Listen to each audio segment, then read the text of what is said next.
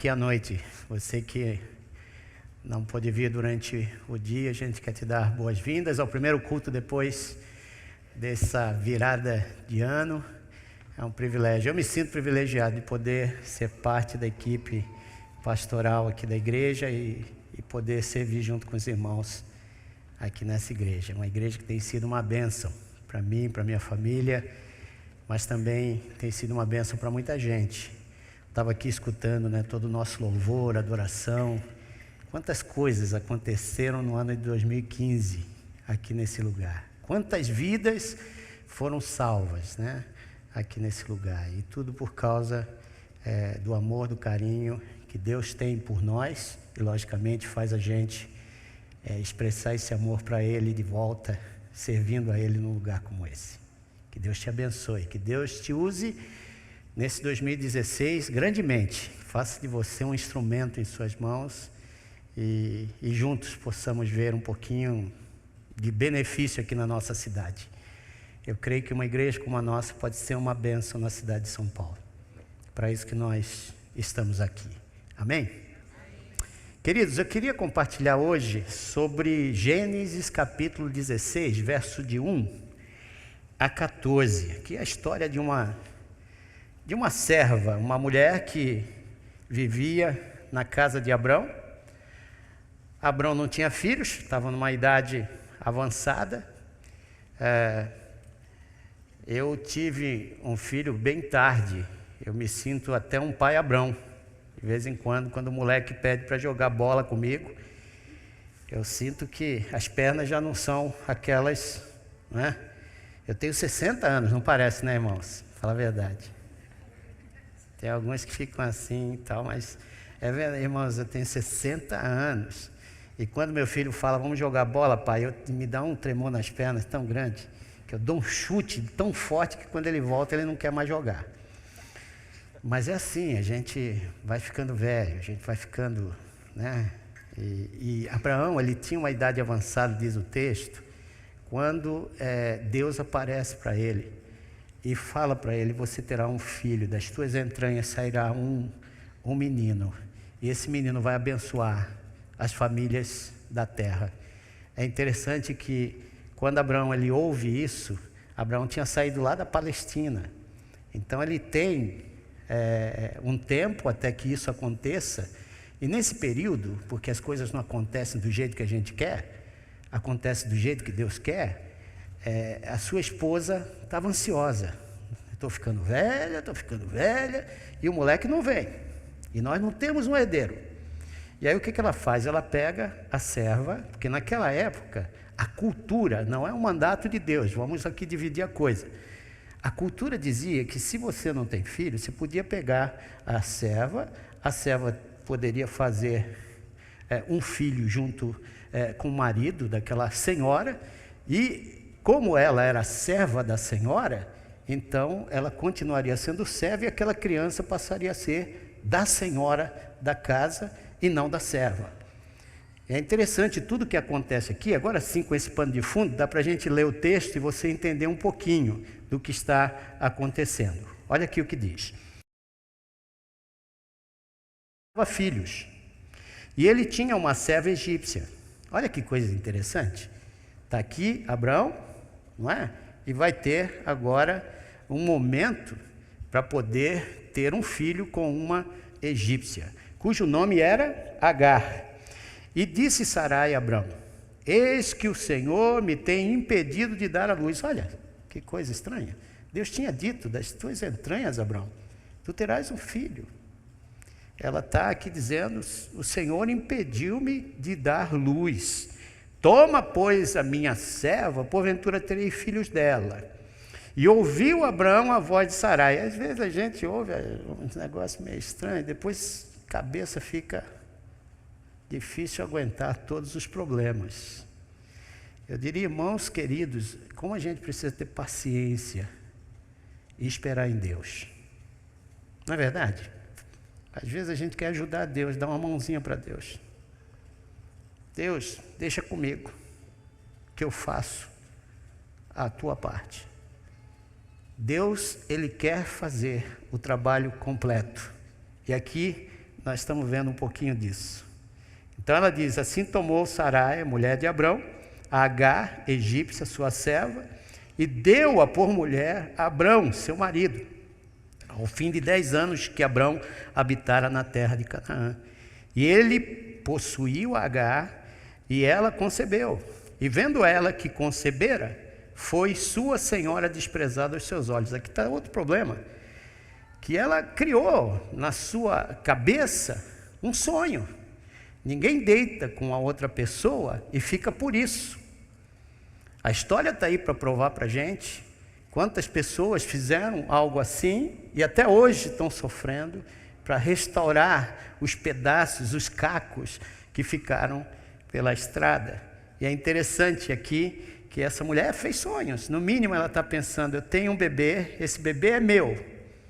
Ele é meu, ele não é de Sara. E ele vai ficar comigo. E é interessante o que está acontecendo aqui. Então ela menospreza, vendo ela agora que concebeu, ela então é menosprezada aos seus olhos. O Senhor, aí ela fala, o Senhor julgue, Sara está dizendo para o marido, o Senhor julgue entre mim e ti. Verso 6, e disse Abraão a Sarai, eis que a tua serva está na tua mão. Aqui volta a cultura, era a cultura, ela era serva de Sara. E aí ele fala, faze-lhe o que bom é aos teus olhos. E afligiu a Sarai. E ela fugiu da sua face. E o anjo do Senhor a achou junto a uma fonte de água no deserto, junto à fonte do caminho de Sur. E disse, Agar, serva de Sarai, de onde vens e para onde vais? E ela disse, venho fugida da face de Sarai, minha senhora. Então lhe disse o anjo do Senhor, torna-te para tua senhora, humilha-te debaixo de suas mãos.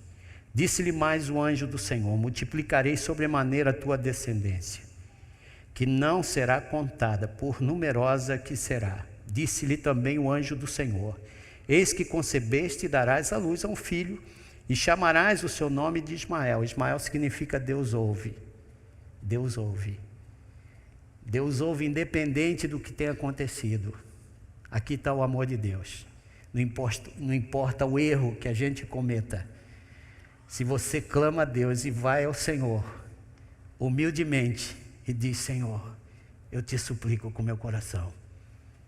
Deus deu para essa mulher um filho com o nome Deus ouve. Ismael significa Deus ouve. Porquanto o Senhor ouviu a tua aflição. E ele será homem feroz, e a sua mão será contra todos, e a mão de todos contra ele. É interessante que todo esse evento que você vê aí entre o mundo árabe e o mundo judeu tem a ver com essa história aqui.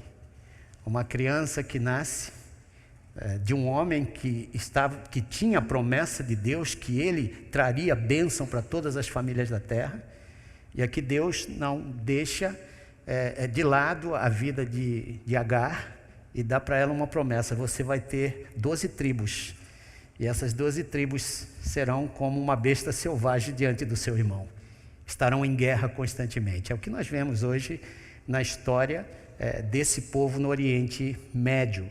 Então no verso 13, e ela chamou o nome do Senhor, que com ela falava, tu és Deus que me vês. Porque disse, não olhei eu também para aquele que me vê? Por isso se chama aquele poço de Beer-Lahai-Roi, eis que está entre Cádiz e Bered. E eu queria não ficar aqui sempre na vida de Agar, porque não nos interessa, mas o que me interessa nesse texto aqui é o verso 13. E essa frase, tu és um Deus que me vês. Aqui está falando da onisciência de Deus. Esse atributo que é tão importante para nós aqui como igreja, e para mim e para você. Saber que Deus está entre nós, que Ele nos vê, e não apenas nos vê. Eu tenho muitos problemas, viu, irmãos? De vez em quando eu estou com essa perguntinha que você também faz de vez em quando. Por que, Senhor? Eu não sei se você já se perguntou, por que isso acontece para mim? Eu estava escutando agora, a retrospectiva de 2015, estava vendo na televisão, um cantor aí famoso, faleceu, jovem, e o seu pai estava fazendo a pergunta: onde está Deus por ter levado meu filho? Deus está presente, Deus está vendo tudo. Deus tem desejos, Deus tem propósito. Deus está no mesmo lugar, olhando com interesse cada pessoa, e sempre. Não é de vez em quando, sempre. Imagina você andando sem os olhos de Deus em você. Imagina você andando sem um Deus que tudo vê. Eu não quero ter um Deus, irmãos, que só vê parte. Eu não quero ter... Aliás, no outro dia eu tive um acidente, bati de frente com o carro.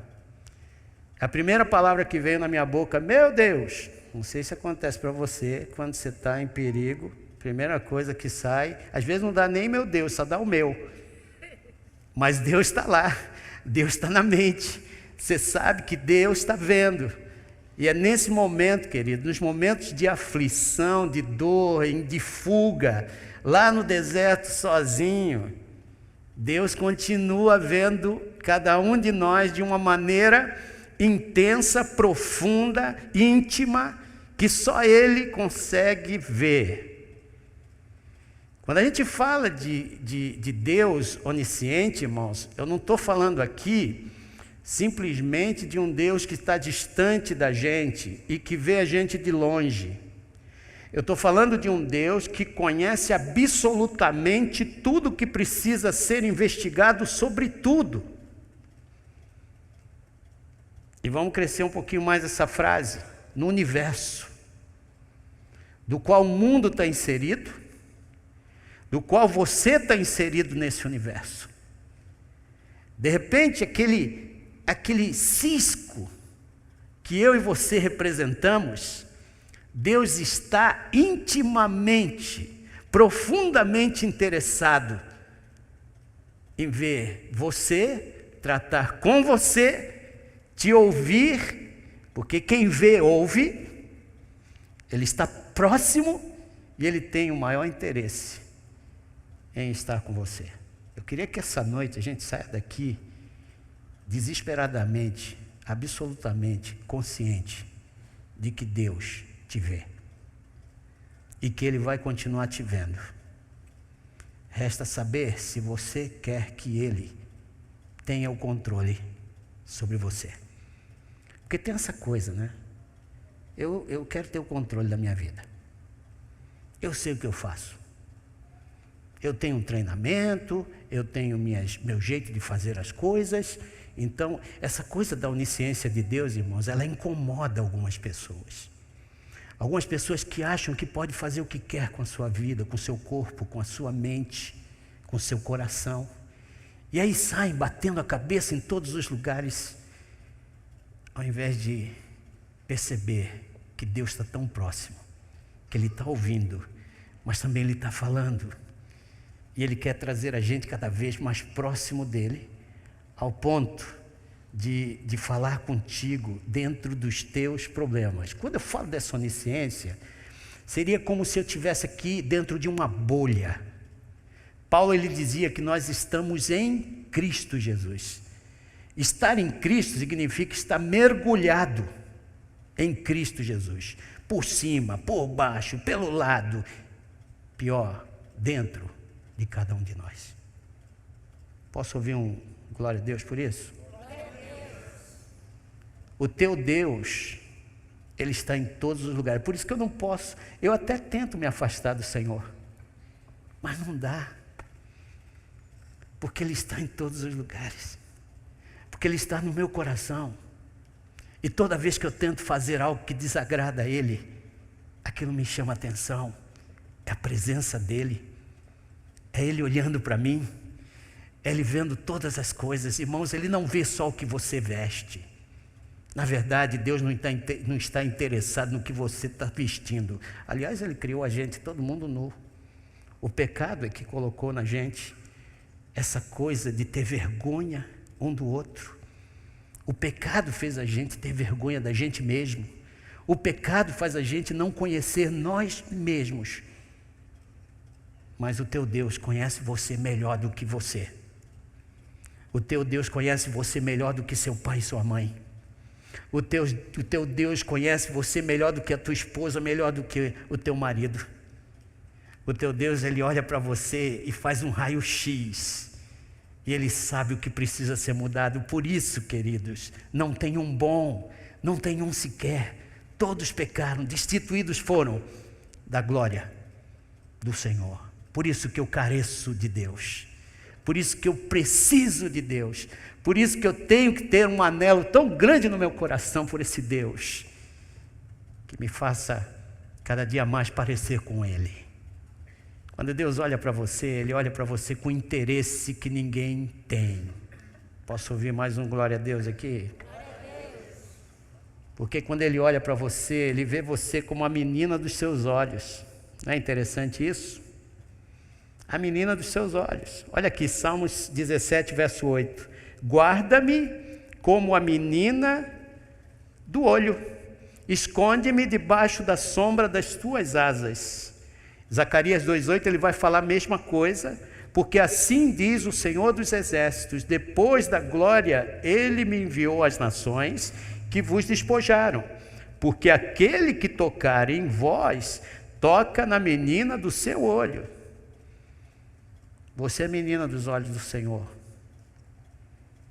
Não importa, de repente você está tentando se afastar do Senhor, ou de um dos caminhos do Senhor, de uma das ordenanças do Senhor, mas Deus nunca se afasta de você.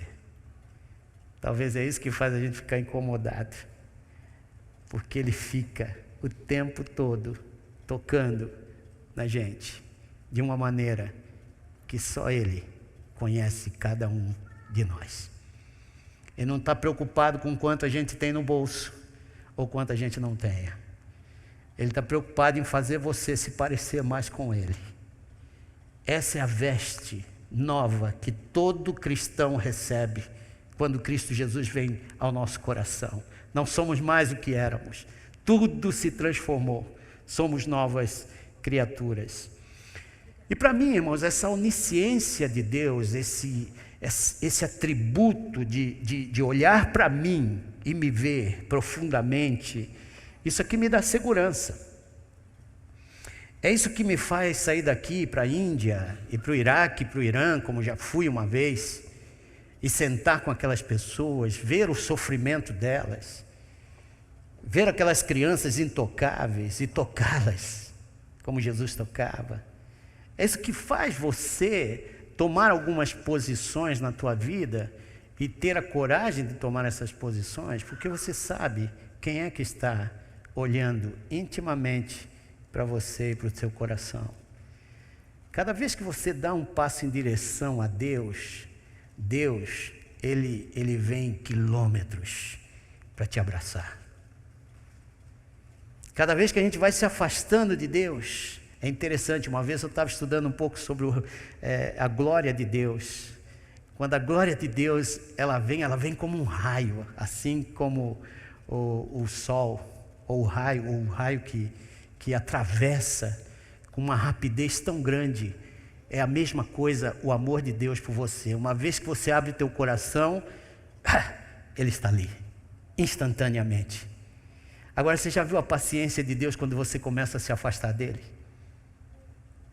A palavra de Deus diz que Ele sai da casa, a glória sai da casa, vai até a porta. No Velho Testamento era assim. Aí a nuvem ficava ali no portão. Depois ia para o monte. Isso levava um tempo muito grande. Por quê? Porque Deus sempre espera que as pessoas se arrependam. Sempre Ele tem essa paciência que a gente possa vê-lo na sua grandeza, na sua majestade, e nos inclinarmos diante dEle para dizer: Senhor, Tu és o meu Deus, fala comigo. E Ele ouve. Ele ouviu Agar. Agar está lá no meio do deserto, ali na beira do poço. Ela de repente está pensando: como é que Deus vai ouvir uma serva? Como é que Deus... Eu não sei se você já passou por esses momentos de dizer: será que Deus está me ouvindo? Será que Deus está presente? E de repente Deus envia o anjo dele para conversar com Agar. Agar, eu ouvi a tua súplica. Você tem suplicado a Deus? Talvez você, no ano de 2015, tenha visto Deus falando contigo de uma maneira tão poderosa. De repente, alguns aqui já receberam um milagre no ano de 2015. Talvez alguns aqui viram uma doença sair pela janela da tua casa em 2015. Talvez alguns aqui só estão aqui porque Deus foi misericordioso com você. Talvez todos nós, né? Amém? Amém, irmãos? Queridos, a onisciência de Deus significa que Ele possui total conhecimento. Ele sabe tudo, absolutamente tudo. Não é qualquer coisa, é tudo sobre você. Isso me dá uma responsabilidade muito grande, me traz uma responsabilidade sobre mim, mas ao mesmo tempo me traz essa segurança de que o Senhor está bem pertinho de mim, que eu não posso escapar da sua presença. Eu convidei aqui o Emerson, que no meio da minha mensagem ele pudesse me ajudar com um hino que eu gosto muito. Esse hino fala: eu não posso fugir do teu Espírito. Há alguém aqui que pode fugir do Espírito do Senhor? Não dá, eu até tento. Eu tento sair da presença do Senhor. De repente você mergulha no mar, onde ninguém pode te ver. Lá o Senhor está. Se você voar para bem longe desse planeta, que está cheio de problemas, principalmente o Brasil, o Senhor vai estar. O Senhor é aquela bolha tremenda em que você está mergulhado. Não dá para fugir da presença do Senhor. Eu não posso fugir do teu Espírito,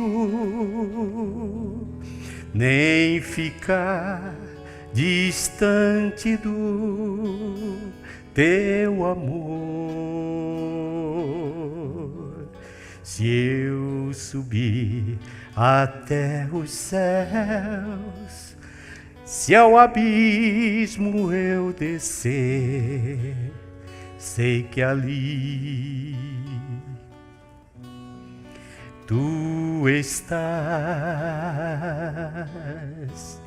Mesmo se eu tomar as asas da alvorada,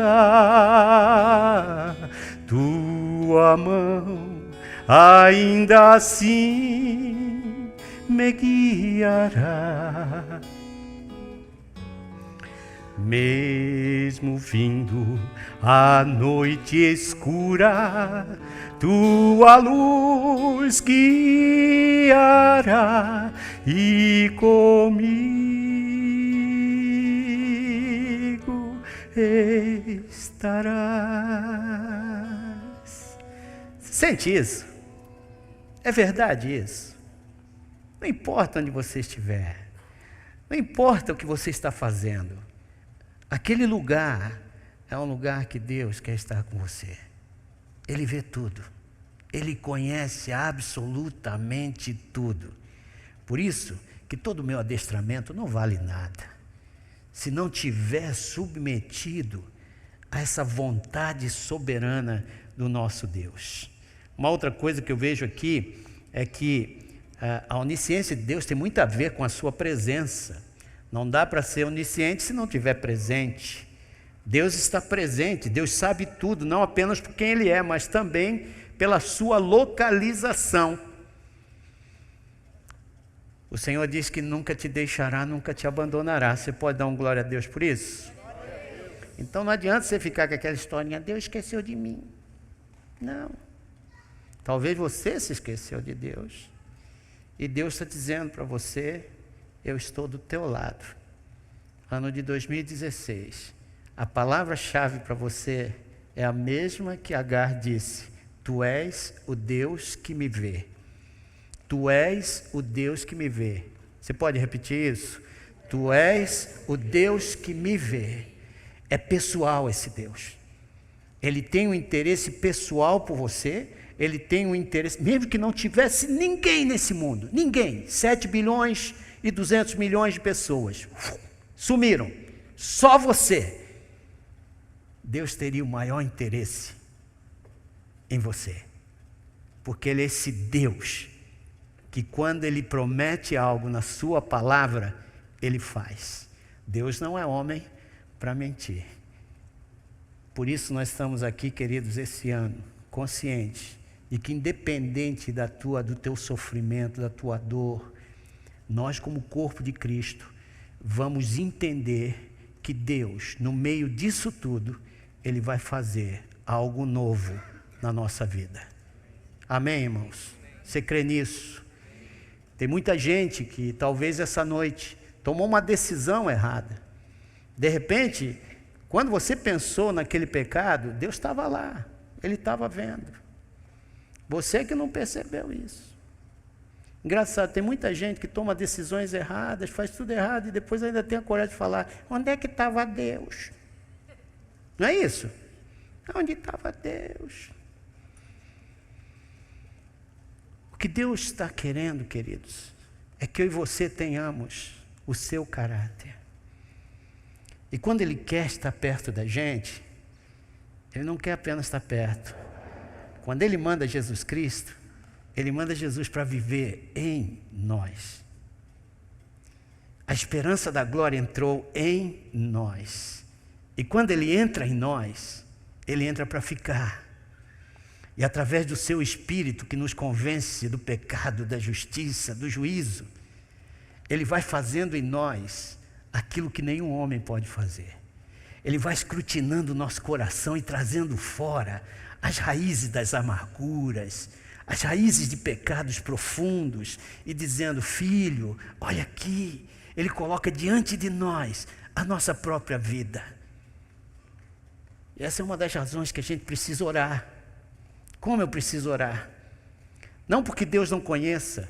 A palavra de Deus diz que ainda antes de pensar em proferir uma palavra, Deus já conhece o que está no teu pensamento. Olha que tremendo Deus é esse. Por isso que quando você estiver cometendo algum erro, seja lá em casa, seja lá com meu filho, a minha esposa, no meu caso, né? Às vezes lá em casa o couro come. Eu sou casado com Argentina, então você pode imaginar, quando joga Brasil e Argentina, a coisa lá em casa fica feia. Tem 2 televisores lá em casa, já falei isso aqui, né? Um para ela, outro para mim, para assistir o jogo em lugar diferente. Mas a gente tem um código.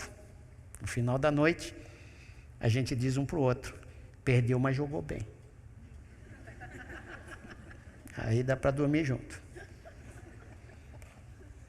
Quando a gente percebe a grandeza de Deus na nossa vida, até as coisas pequenas começam a ter outro sentido.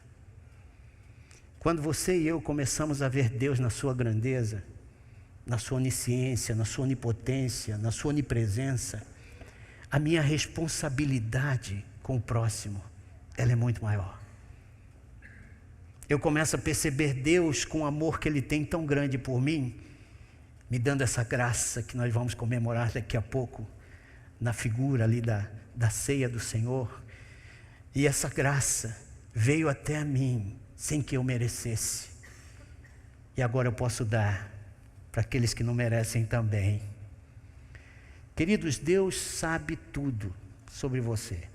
Deus conhece aquelas pessoas que hoje mesmo estão tentando apagar a reputação que você tem do seu bom nome. Deus conhece. E Deus, no devido tempo, Ele expõe essas coisas. Não sei se já aconteceu com você, mas às vezes as pessoas querem te destruir. O problema não é você, de repente ele vem de fora. Mas Deus sabe, Ele vê tudo. Ele está presente. Você não precisa reagir. Você apenas precisa confiar, ter fé na palavra de Deus, porque ela é boa para você. E ela vai te levar por caminhos sem reações que vão fazer o teu Deus se agradar da tua atitude. Queridos, Deus está vendo tudo. Ele tem essa visão que vai além daquilo que você consegue ver. De repente você nem está vendo nada. A verdade é essa, irmãos, nosso coração é tão ruim, que enganoso é o coração do homem. Por isso que a gente não se conhece. Por isso que de vez em quando a gente quebra relacionamentos. Por isso que de vez em quando até a nossa família sofre. Mas Deus conhece tudo isso. Deus está vendo tudo isso. E Ele, através da sua palavra, que é a bússola, vai corrigindo o curso da nossa vida. Por isso que eu queria que você, essa noite, entendesse. Nós não estamos aqui diante de um Deusinho que fica distante dos homens a milhares de quilômetros de distância de você.